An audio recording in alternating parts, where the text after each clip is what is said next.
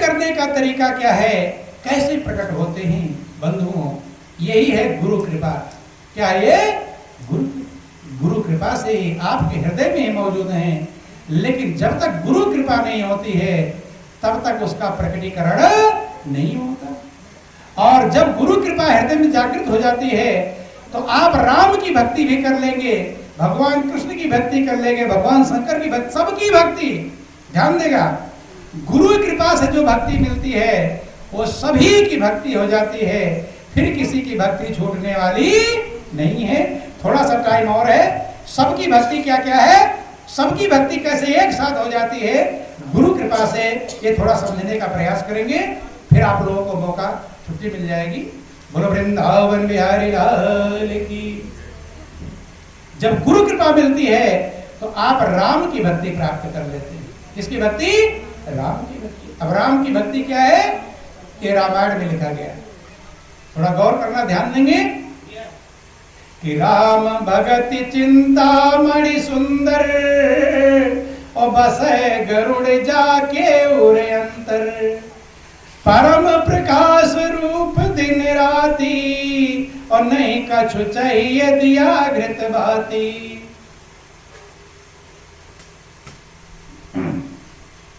जीवन बीत जाता है भगवान राम की भक्ति करते, लेकिन जो भगवान राम की भक्ति रामायण में बतलाएगी वो कोई बिरला भाग्यशाली समझ पाता है। गौर करना, राम भगति चिंतामणि सुंदर। राम की भक्ति क्या है? चिंतामणि के समान, जो चिंताओं को दूर कर देने वाली है, चिंतामणि के समान है। बसे गरुड़ जाके और अंतर, काक वसुंडी जी गरुड़ जिसे कहते हैं, हे गरुड़ जी, जिसके हृदय में राम की भक्ति प्राप्त हो जाती है, पहचान कैसे करोगे कि मुझे राम की भक्ति प्राप्त हुई है? तो आगे वर्णन आया, वो राम की भक्ति क्या है? परम प्रकाश रूप दिन राती। वो परम प्रकाश रूप है। सामान्य प्रकाश अलग है और परम प्रकाश अलग है। सामान्य प्रकाश को आप इन आंखों से देख सकते हैं, लेकिन परम प्रकाश इन आंखों का विषय नहीं है। श्रेष्ठ महान प्रकाश है, इसीलिए उसे परम प्रकाश कहकर पुकारा गया। परम प्रकाश रूप दिन राती, और न ही कछु चाहिए दिया घृत भाती। राम की भक्ति परम प्रकाश रूप है। आपके हृदय में वो परम प्रकाश जागृत हो जाएगा जब गुरु की कृपा होगी। रामचरितमानस सबसे पहले लिखा गया कि श्री गुरु पद नख मणि गण ज्योति, और सुमिरत दिव्य दृष्टि होती। दलन मोह तम सोस प्रकाशु, और बड़े भाग्य उरिया वहीं जासु। गुरु की जब कृपा होती, श्री गुरु महाराज जी की कृपा से, उनकी कृपा मणियों के प्रकाश के समान है, जब वो प्राप्त होती है तो आपके हृदय में दिव्य नेत्र खुलता है और आपको वो परम प्रकाश प्राप्त होता है। बंधुओं, श्री गुरुपद नख मणि गण ज्योति, सुमिरत दिव्य दृष्टि ये होती। दलन मोह तम सोस प्रकाशु, मोह को नाश करने वाला स्व प्रकाश है। वो क्या है? स्व प्रकाश।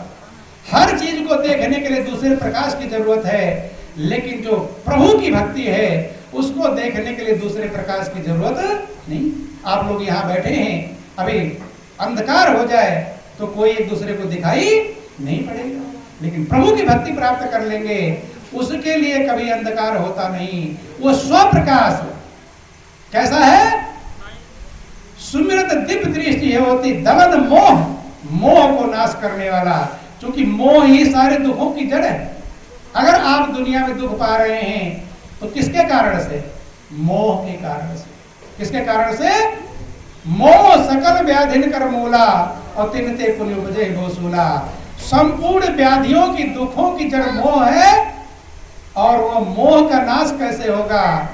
दलन मोह तम सोस प्रकाशु, और बड़े भाग्य उरिया वहीं जासु।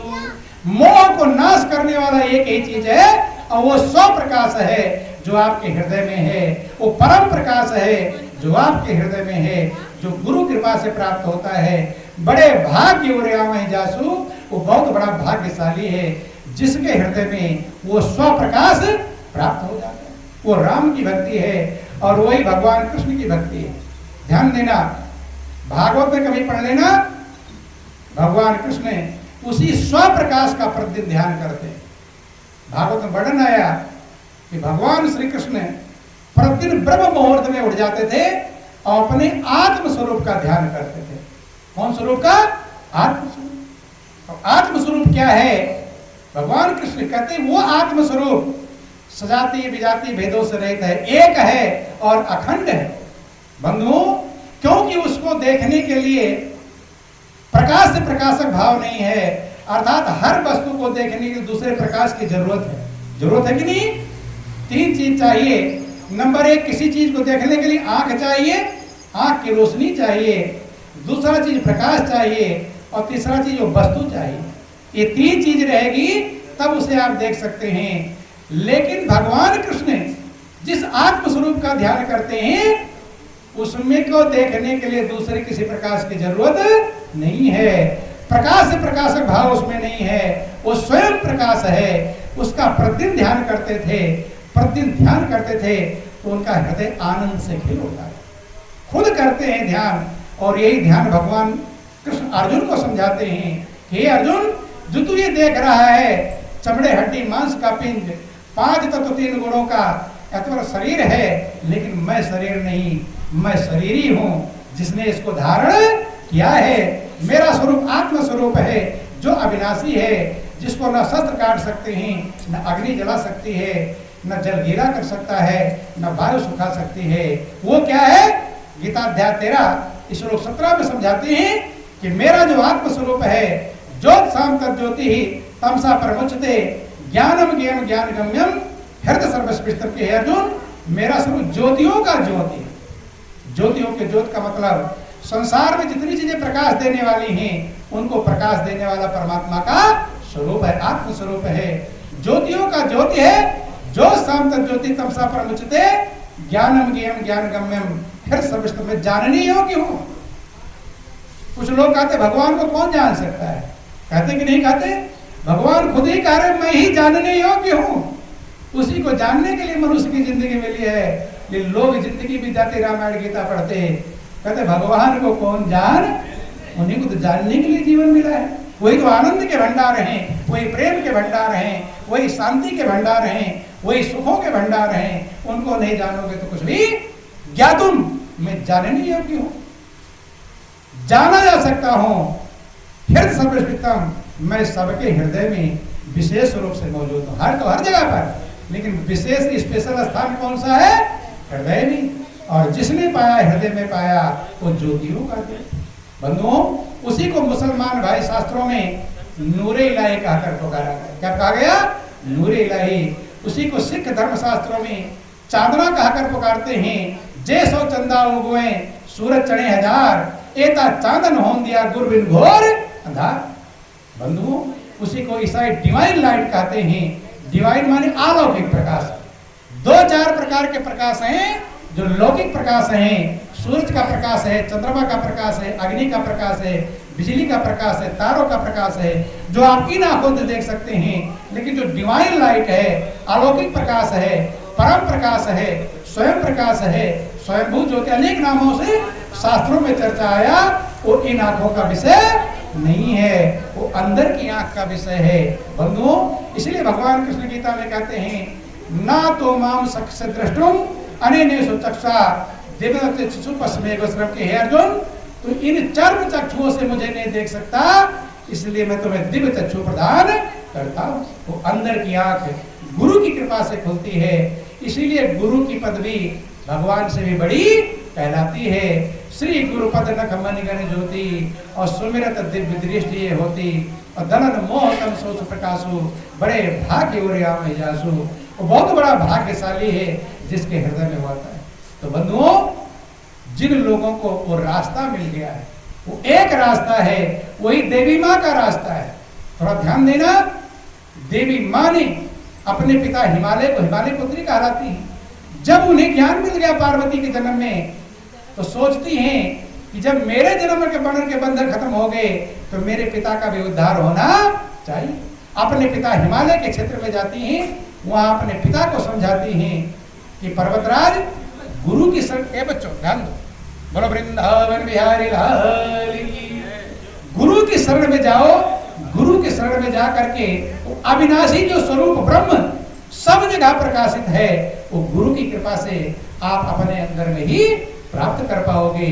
उसी में मन लगाकर जब आप शरीर को छोड़ोगे, वो कोई एक है, वही हमारे अंदर, वही आपके अंदर, वही देवी दुर्गा लक्ष्मी पार्वती के अंदर, वही पशु पक्षी के सब के अंदर वही एक ज्योति है। एक अव्वल अल्लाह नूर उपाया, कुदरत दे सब बंदे, और एक नूर से सब जग उपजा, कौन भले कौन मंदे। सबके अंदर वो एक समाया है कि हमारे गुरु ने हमें ये समझाया, और एक ही प्रभु है सब में समाया। छोटा सा भजन दोहराएंगे और थोड़ा ताली भी बजाएंगे, थोड़ा आपके आदत दूर हो जाएंगे। बोलो वृंदावन बिहारी लाल की। कि हमारे गुरु जी ने हमें ये बताया, हमारे गुरु जी ने हमें ये बताया, एक ही प्रभु है सब में समाया। एक ही प्रभु है सब में समाया, एक ही प्रभु है सब में समाया। हमारे गुरु जी ने हमें ये बताया। बोलो सब लोग, हमारे गुरु जी ने हमें ये बताया, एक ही प्रभु है सब में समाया, एक ही प्रभु है सब में समाया। कैसे सब में समाया है? कि जैसे कि कुम्हार गढ़े माटी के खिलौने, जैसे कि कुम्हार गढ़े माटी के खिलौने, रंग देव लाल पीले सांवले सलोने, रंग देव लाल पीले सांवले सलोने। अरे माटी तो है माटी भाई तेरी मेरी काया, माटी तो है माटी भाई तेरी मेरी काया। यही समझाया, यही है बताया, यही समझाया, यही है बताया। हमारे गुरु जी ने हमें बताया, हमारे गुरु जी ने हमें बताया। एक ही प्रभु है सब में समाया, एक ही प्रभु है सब में समाया। कहते कि जैसे कुम्हार होता है, मिट्टी से तमाम चीजें बनाता है, मिट्टी से घड़ा बना लिया, तमाम बर्तन बना लिया, हांडी बना लिया, मटका बना लिया, गणेश की मूर्ति बना लिया, शंकर भगवान की मूर्ति बना लिया, तमाम सारी चीजें बना लिया, लेकिन वो सब क्या रहता है? मिट्टी रहती। एक ही चीज तो रहती है, अलग अलग उसे हम कहते हैं मटका है, ये कुल्हड़ है, ये है, नाम अलग अलग दे दिया, लेकिन है सब क्या? एक ही। ऐसे हम सब लोग एक ही हैं, नाम अलग अलग रख दिया गया है बंधुओं, और अलग अलग समझ करके भेद है, खींचातानी है, ईर्ष्या द्वेष है, लड़ाई झगड़ा है। एक समझ जाने पर प्रेम पैदा, क्या पैदा होता है?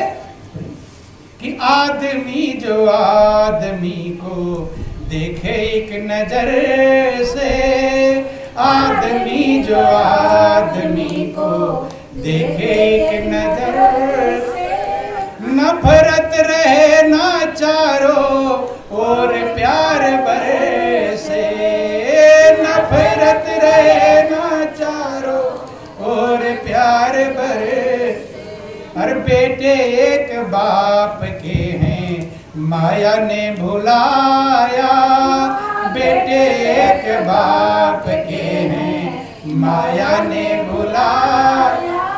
यही समझाया, यही है बताया, यही समझाया, यही है बताया। बंधुओं ध्यान देना, एक ही प्रभु से सब उत्पन्न हुए हैं, सबके अंदर वही एक मालिक है। लेकिन दुनिया में कितने देश आपस में लड़ रहे हैं, भाई भाई में लड़ रहे हैं, गांव वाले दूसरे गांव वालों से लड़ते हैं। क्यों? अलग समझ कर। क्या समझते हैं? अलग। एक समझने में प्रेम है और अलग समझने में भेद है। वही दो भाई जब छोटे छोटे होते हैं और किसी पड़ोसी से लड़ाई होती है तो दोनों भाई एक दूसरे के लिए जान बाजी लगा देते हैं।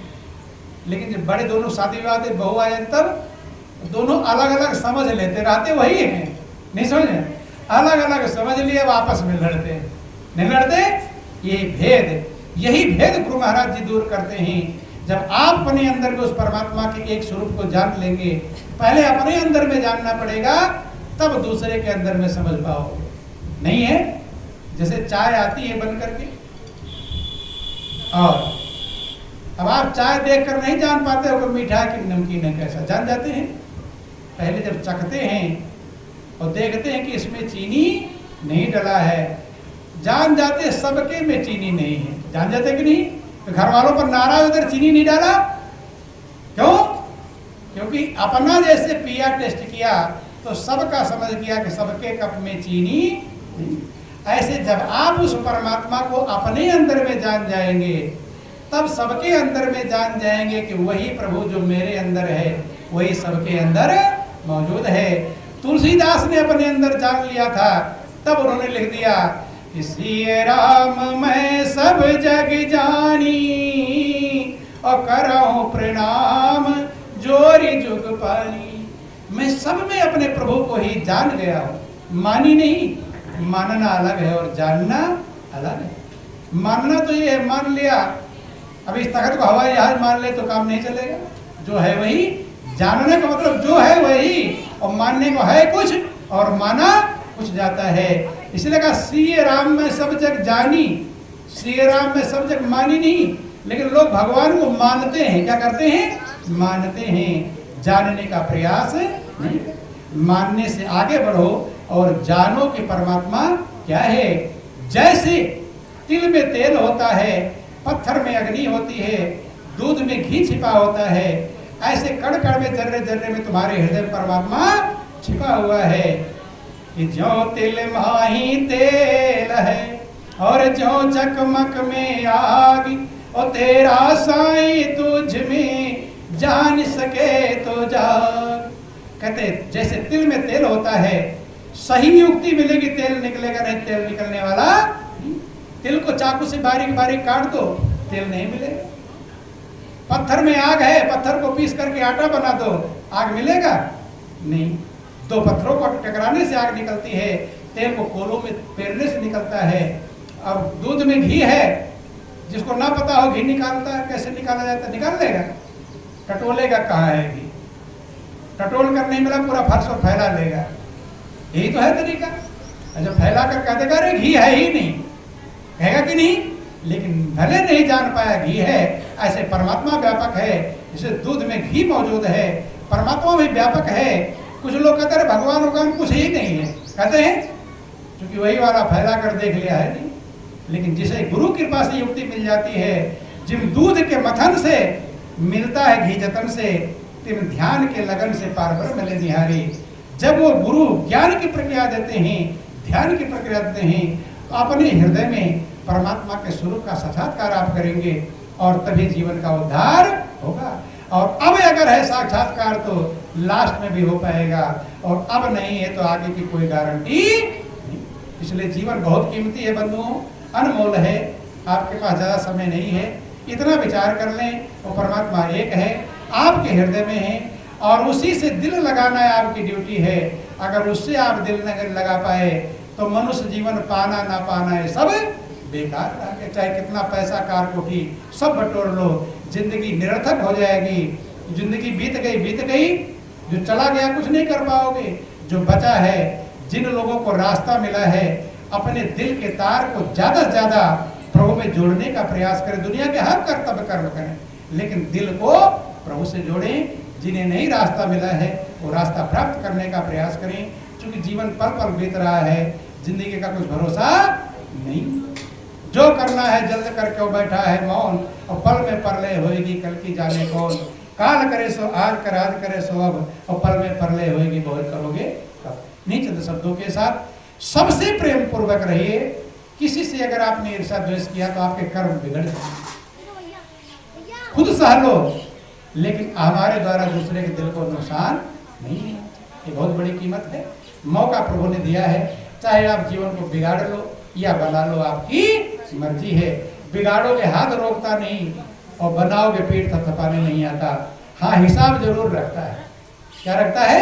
हिसाब रखता है कि राम झरोके बैठ के सबका मुजरा ले, और जैसी जाकी चाकरी तैसो ही फल दे। ये ध्यान रहे कि हिसाब चल रहा है उधर, इसलिए सावधान रहना चाहिए। बंधुओं, बहुत अनमोल है। जो भी बातें ना समझ पावे 100 बार 1000 बार पूछो, लेकिन समझ करके अपने मंजिल को प्राप्त कर लो। जीवन को धोखा मत दो, अपने आप को धोखा मत दो, क्योंकि ये फिर मौका दोबारा मिलने वाला कि दुर्लभ मानुष देह मिले न बारंबार, और जो तरवर पत्ता झड़े बहुर न लागे, ये फिर मौका मिलेगा नहीं। जन्म जन्मांतर पछताते रहेंगे, ना जाने फिर कब मिलेगा कुछ ठिकाना नहीं है। तो ये जीवन का सार है, ये जीवन का लक्ष्य है।